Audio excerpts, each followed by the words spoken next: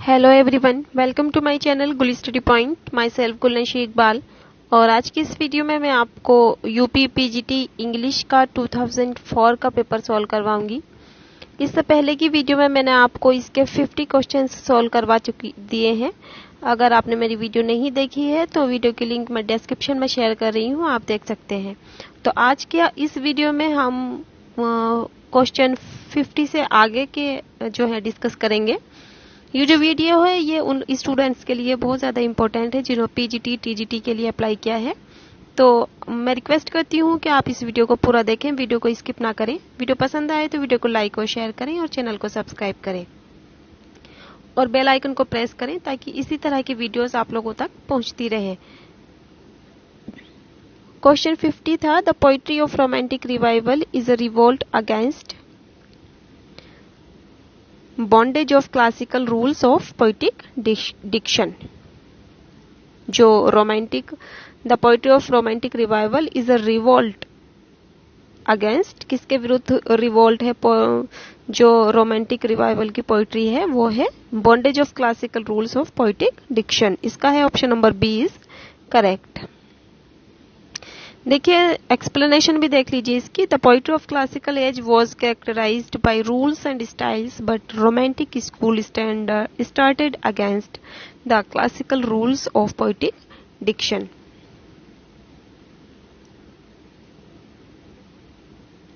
देखिए the classical age की जो पोइट्री थी वो रूल्स और स्टाइल्स के द्वारा कैरेक्टराइज्ड की गई, लेकिन रोमांटिक स्कूल ने classical rules of poetic diction के अगेंस्ट इसको स्टार्ट किया। नेक्स्ट है, which movement of the Victorian age has influenced the novels of Charles Dickens.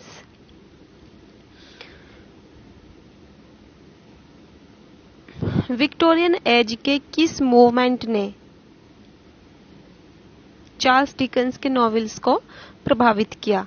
तो मूवमेंट्स देख लीजिए आप, liberalism, pre Raphaelite movement, Oxford movement या एस्थेटिक मूवमेंट। तो इसका फर्स्ट ही सही है। Okay, option number first is correct.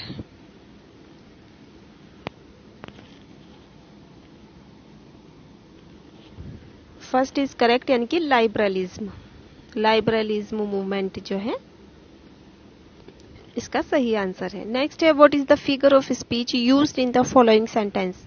जो नीचे का सेंटेंस है इसमें कौन सी फिगर ऑफ स्पीच का यूज किया गया है? Friendship is a sheltering tree. दोस्ती एक शेल्टरिंग ट्री है, तो ये है सिंपली दोस्ती की कंपैरिजन जो है शेल्टरिंग ट्री से की गई है। देखिए आप अगर पीजीटी के लिए प्रिपेयर कर रहे हैं तो फिगर ऑफ स्पीच को भी बहुत अच्छे से प्रिपेयर कर लें, क्योंकि फिगर ऑफ स्पीच का क्वेश्चंस जरूर आते हैं। तो अगर दो चीजों में कंपेयर की जाए डिफरेंट काइंड्स की और उनमें कंपैरिजन के वर्ड्स दिए हुए हों तब हमारी होती है सिमिली, और अगर कंपैरिजन किया जाए और कंपैरिजन के वर्ड ना दिए हों तब होता है मेटाफर। तो यहाँ पर friendship is a sheltering tree, friendship की जो कंपैरिजन किया जा रहा है वो शेल्टरिंग ट्री से किया जा रहा है, तो यहाँ पर कंपैरिजन का कोई वर्ड नहीं है, इसीलिए यहाँ पर कौन सा फिगर ऑफ स्पीच है? मेटाफर। क्लियर? देखिए एक्सप्लेनेशन भी देख लीजिए। Metaphor is an implied simile. Metaphor जो है सिमिली का इम्प्लाइड है। It doesn't like the simile state that one thing is like another or else or another, but takes that for granted and proceeds as if the two things were one.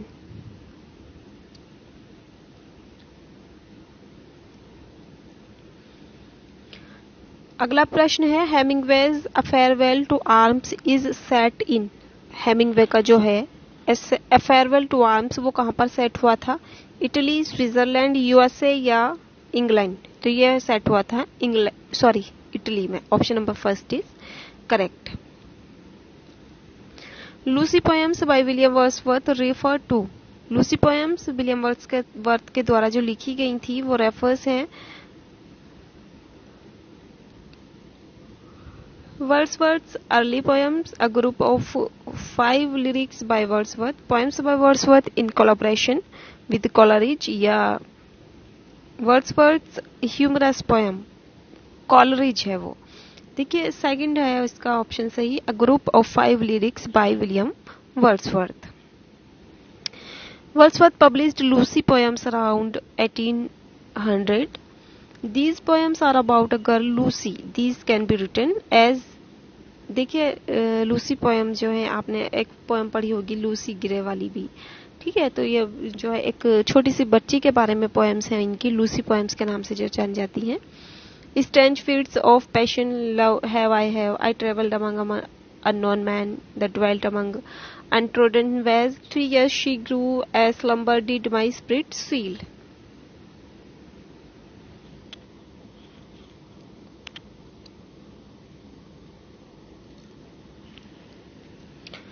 The substitution of party for the whole is synecdoche, imagery, metaphor या symbol. The substitution of part for the whole is synecdoche. Option number first is correct. In synecdoche, a part is used to designate the whole of thigh to designate a part.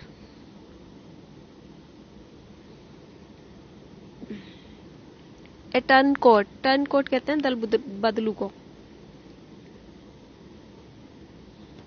मतलब जैसे किसी ने अभी तो कुछ कहा और थोड़ी देर के बाद कुछ और कहने लगा, मतलब जो बंदा अपनी राय बार बार बदलता रहे उसको क्या कहेंगे, टर्नकोट।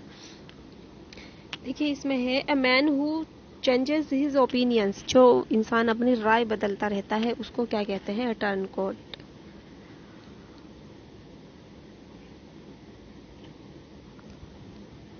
नेक्स्ट क्वेश्चन है, give the corrective term for the statement given below, the part of A government which is concerned with the making of rules.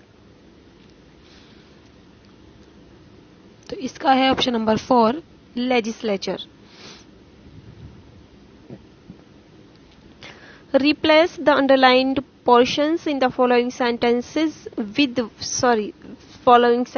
with one word, putting off for tomorrow. What can be done today is the surest way to failure.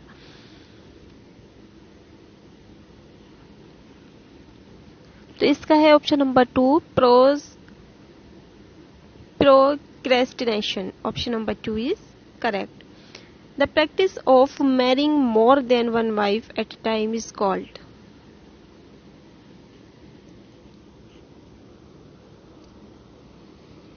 The practice of marrying more than one wife at a time is called, मतलब एक से ज्यादा बीवियां रखना एक time में क्या कहलाता है, polygamy.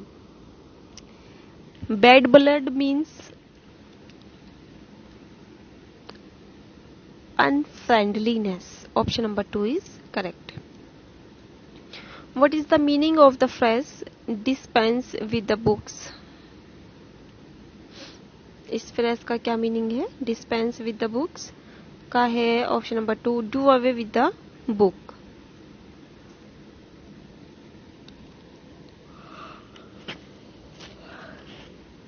Select the correct meaning of the idiom to make both ends meet. बहुत इंपॉर्टेंट है ये, आपने 12th क्लास में ही पढ़ा होगा। To make both ends meet का मतलब होता है option number 2, live within one's income to meet the needs of body and soul. To move between two opposite poles to do something impossible. To make both ends meet. हाँ इसका सही तीसरा है option number 3 correct. अगर किसी भी student को लग रहा है कि मेरे जो बताए गए आंसर्स हैं क्वेश्चंस के वो गलत हैं तो प्लीज आप कमेंट कीजिए और अपना सही आंसर दें और साथ साथ एक्सप्लेनेशन भी दें कि आंसर कैसा आया। नेक्स्ट क्वेश्चन है, to tread on someone's toes means to flatter someone, follow someone, upset someone या सेटिस्फाई समवन। तो इसका है to tread on someone's toes का मतलब होता है अपसेट समवन, किसको परेशान करना।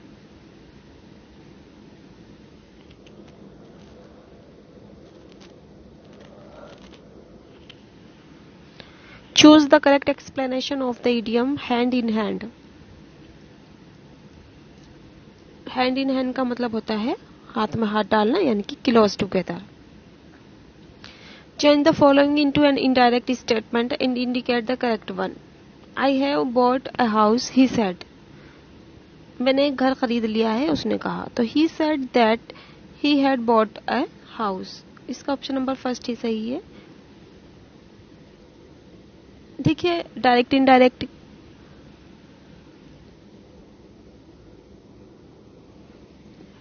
बहुत इजी होते हैं और इसके लिए बस एक बार आपको रूल्स रिवाइज करने हैं अपने, और जिन लोगों को नहीं आते हैं पहले से वो सीख लें, क्योंकि इतने डिफिकल्ट नहीं होते हैं ये. सिर्फ एक बार आपको रिवाइज करना पड़ेगा क्योंकि आप ये सब पहले पढ़ चुके हैं. पर्सन बदलना सीख लीजिए. टेंस के जो है चेंज कौन से टेंस में चेंज होगा, बस यही सारी बातें होती हैं इसमें. नेक्स्ट है he said to them all goodbye my friends. तो he bade goodbye to all his friends. The correct indirect narration of the above direct speech is. तो फर्स्ट ही है इसका, he bade goodbye to all his friends. Option number first is correct. देखिए, अगर goodbye हो तो हम क्या करेंगे, सेड सेड टू का बैड में बदलते हैं, BADE में.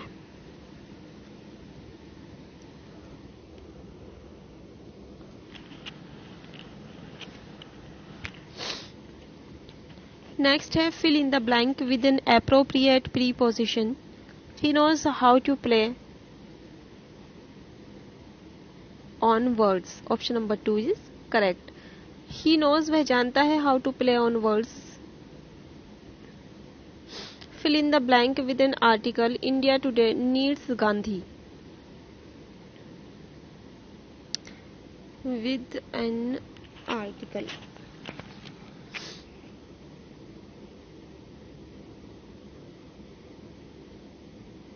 India today needs a Gandhi. Option number second is correct. Fill in the blank with an appropriate noun. He saw a shoal of fish, pack of fish, school of fish, shoal. Option number first is correct. Find out the misspelled word. Supplementary, surfeit, separate या surgery. Surfeit. Option number 2 is correct. The correct spelling is surfeit, which means axis. SURFEIT है.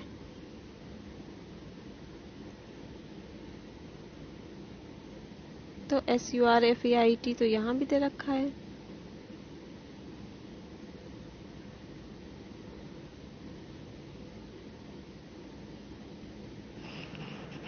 शायद यहाँ पर इसमें थोड़ा misprint रखा हो. देखिए, अगर किसी को भी कोई मिस्टेक लग रही है तो प्लीज कमेंट कीजिए और आप बताएं कि आपका कोडिंग इसमें कौन सा आंसर सही है. नेक्स्ट है which of the one of the following is the correct spelling. Limousine, limousine, limousine या लिमोजीन. तो इसका है जी limousine means a close type of motor car. Option number first is correct. Choose from the following the word which is correctly spelled. Beginning, BEGINNING. Beginning, Explanation, EXPLAINATION. ये भी सही है. Garage, GARAGE, garage भी सही है. Maintenance, maintenance. Option number इसका है दे रखा है गैराज, लेकिन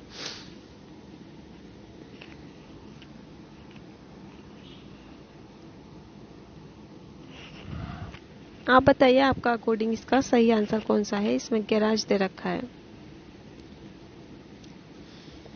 choose the misspelled word from the following. Believe भी सही है, रिसीव भी सही है, कंसीव भी. Bereave, BE. The correct spelling is bereave, which means to rob. Fill in the blank with the appropriate preposition. This book consist of. Option number 2 consist of 10 chapters. इस book में 10 chapter हैं, तो इसमें consist के साथ में of आता है, तो इसमें यहाँ पर आएगा ऑफ, ओ एफ वाला। विच of the following sentence has a transitive verb, इनमें से कौन सा सेंटेंस जो है ट्रांजिटिव वर्ब है? He runs very fast, he speaks French very fluently, और जी है the dog has been barking for an hour, the boy jumped up and down in excitement.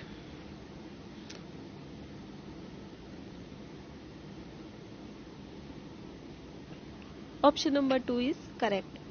Complete the following sentence with the most appropriate choice. But I will have bought the tickets by 4 o'clock tomorrow. देखिए future perfect continuous का है, तो will have bought the tickets by 4 o'clock tomorrow. Future perfect. देखिए complete the following sentence by most appropriate choice. If the patient enough money she could have gone to consult a specialist. Had, if the patient enough money she could have gone to consult a specialist. Option number 2 है had had. If the patient had enough money she could have gone to consult a. If the patient had enough money, इसका option number 2।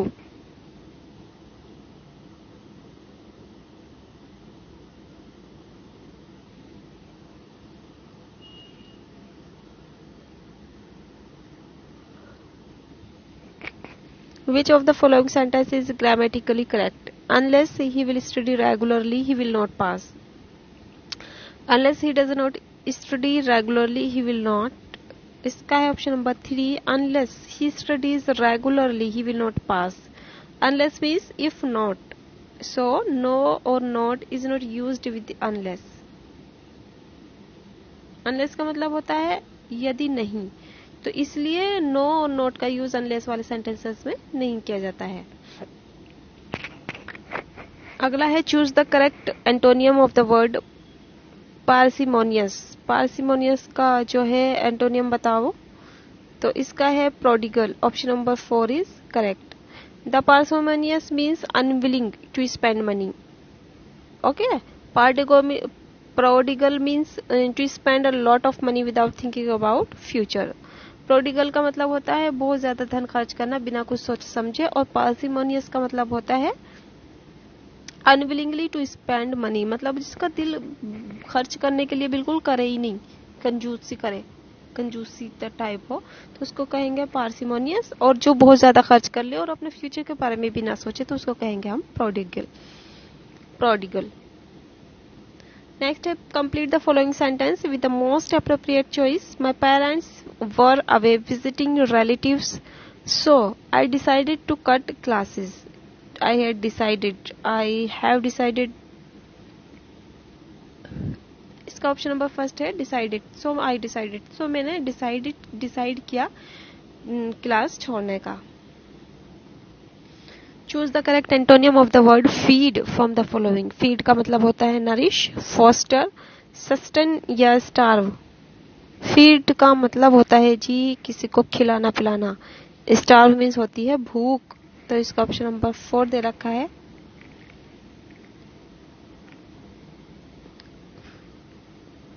Choose the word that is most appropriate, choose the word that is most opposite in meaning to shrill. Shrill का opposite word होगा जी weak, कमजोर, muffled, inaudible या blunted, तो इसका है muffled. Option number 2 is correct. Shrill means sharp और in tone, मतलब जो आवाज में शार्प हो, so it's antonym is muffled, मिनमियाना। What is the correct term for the statement given below? A place that provides refuge. इसका है option number 4 यानी कि asylum.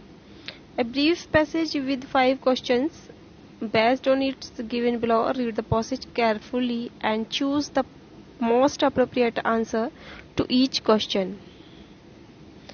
Philosophy teaches us to feel uncertain about the things that seem to us self-evident.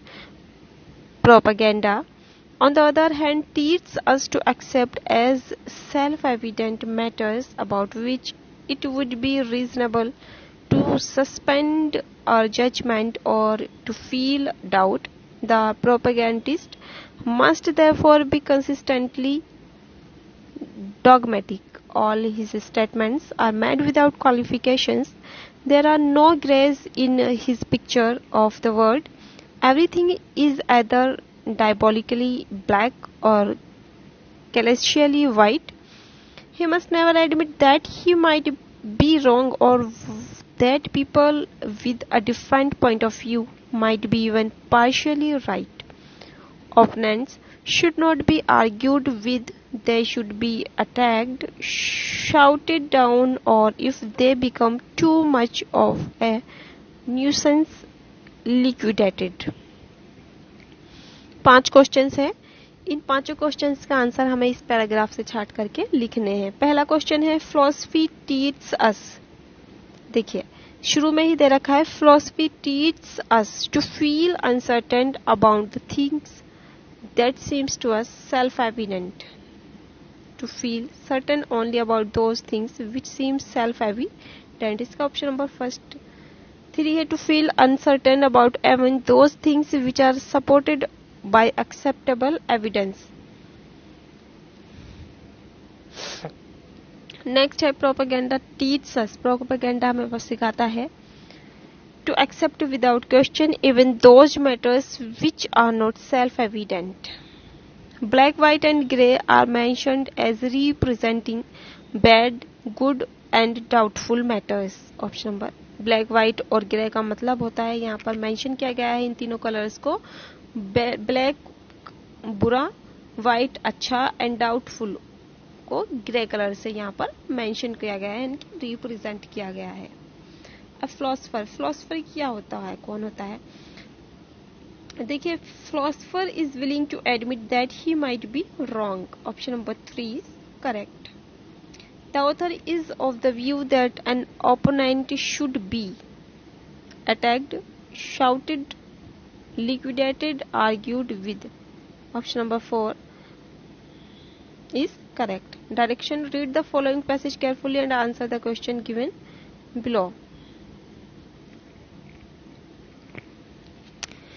Just as some men like to play football or cricket, so some men like to climb mountains. This is often very difficult to do, for mountains are not just hill hills. Paths are usually very steep.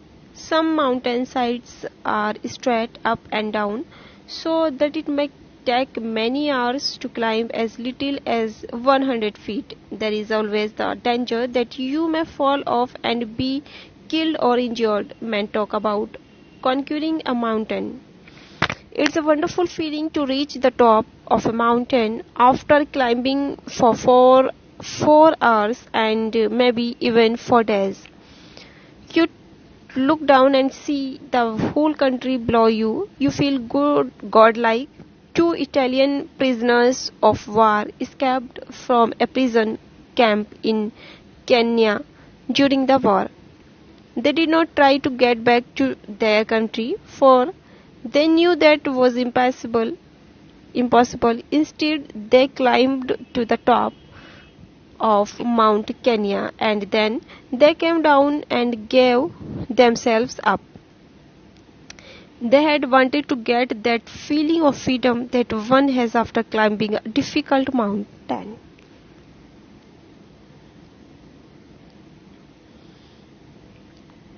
First question है, some men like to climb a mountain because they like to play football or cricket. They know the trick to climbing. They want to have a wonderful feeling. Option number 3 is correct. To climb mountains is often difficult because mountains पर चढ़ना प्राय difficult होता है क्योंकि mountain are bill hills. It consumes less time. Prisoners often escape from, तो इसका है parts are steep and uneven. देखिए माउंटेन्स पर चढ़ना जो है खतरे से खाली नहीं होता है और बहुत डिफिकल्ट होता है क्योंकि इसके जो रास्ते होते हैं वो बहुत स्टीप और अनएवन होते हैं। नेक्स्ट है it's a wonderful feeling it refers to. ये एक वंडरफुल फीलिंग है, ये इसका मतलब है कि क्लाइंबिंग अ माउंटेन। ये किसके बारे में कहा गया, मतलब ये वंडरफुल फीलिंग क्या है इस पैसेज में। तो इस पैसेज में यानी कि माउंटेन्स पर चढ़ना एक वंडरफुल फीलिंग है। यहाँ पर माउंटेन्स के चढ़ने की बात की जा रही है, तो इसका option number 3 climbing a mountain it's a wonderful feeling. Next है why did 2 Italian prisoners escape from the camp and climb to the top of mount Kenya. 2 Italian prisoner जो है कैंप से क्यों भागे और जो है माउंट केन्या पर क्यों चढ़े। तो इसका मतलब था to get the feeling of freedom, यानी कि फ्रीडम की फीलिंग को जो है पाने के लिए वो लोग वहां से भागे। जो 2 इटालियन प्रिजनर थे कैंप से भागे और वो माउंट केन्या पर चढ़े। किस लिए चढ़े, फ्रीडम को फील करने के लिए। Next, mountaineering is not a very popular sport like football or cricket because there are no spectators in this sport. It may not take any hours or even days. तो इसका जी है तीसरा है many people are not prepared to risk their lives. Mountaineering यानी कि पर्वत पर चढ़ना एक फुटबॉल और क्रिकेट की तरह एक पॉपुलर स्पोर्ट नहीं है, क्योंकि बहुत सारे लोग ये अपनी जिंदगियों का लिए रिस्क लेना पसंद नहीं करते हैं और इसलिए वो माउंटेन्स पर चढ़ना भी पसंद नहीं करते हैं।